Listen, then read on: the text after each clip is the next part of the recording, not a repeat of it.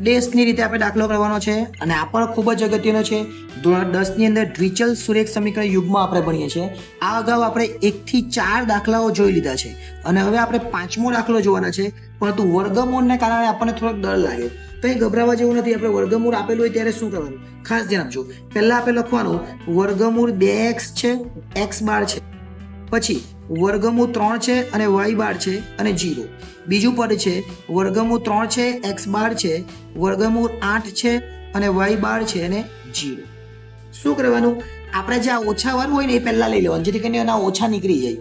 તો ઓછા વર્ગમૂળ, આ વર્ગમૂળ 3x છે અને આ જે 0 છે 0 વત્તા વર્ગમૂળ 8y, એટલે ઓછા વર્ગમૂળ 3x બરાબર કેટલા લખવાના?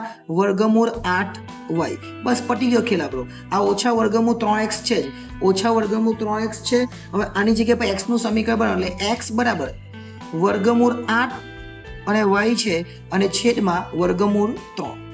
એટલે આપણે જ્યાં x છે ને ત્યાં આ પદ મૂકવાનું, x જે છે ત્યાં આપણે આ પદ મૂકવાનું. ચાલો મૂકીએ. અહીંયા વર્ગમૂળ 2 છે અને x ની જગ્યા પર મૂકીએ વર્ગમૂળ 8y અને છેદમાં વર્ગમૂળ 3. અને આગળનું જે પદ છે એ તો ચાલવાનું જ છે, વર્ગમૂળ વર્ગમૂળ 3 અને y બરાબર 0. આ જે પદ છે તે તો કન્ટિન્યુ ચાલે જ છે, ખાલી આ જે x ની જગ્યા પર મૂક્યું, બાકી 3y તો આવી જ ગયા. હવે શું કરવાનું આપણે? તો આ જે છે આખું પદ, એ આખું જ પદ ધ્યાન આપજો, ખાસ ધ્યાન આપજો. આપણે શું કરવાનું છે? આપણે શું કરવાનું છે? તો અહીંયા આ જે વર્ગમૂળ 3 છે એ વર્ગમૂળ 3 નો ગુણાકાર અથવા આ બે નો ગુણાકાર કરી દે તો વર્ગમૂળ 16 થાય અને y અને છેદમાં વર્ગમૂળ 3, અને આ બાજુ પર વર્ગમૂળ 3 અને y બરાબર 0. આખું જ આવી ગયું. આ હવે ખાલી આપણે આમાંથી y બંનેમાંથી બહાર કાઢી નાખીએ. બંનેમાંથી કોમન શું કરીએ? y, એટલે y નીકળી ગયો બહાર. તો અહીંયા વધ્યા વર્ગમૂળ 16 અને છેદમાં 3 અને અહીંયા વધ્યા વર્ગમૂળ 3 બરાબર 0. હવે આ આખું પદ કોની સાથે છે? આખું પદ y સાથે છે, અને y સાથે જે હોય તે ક્યાં જાય? 0 ના છેદમાં જાય.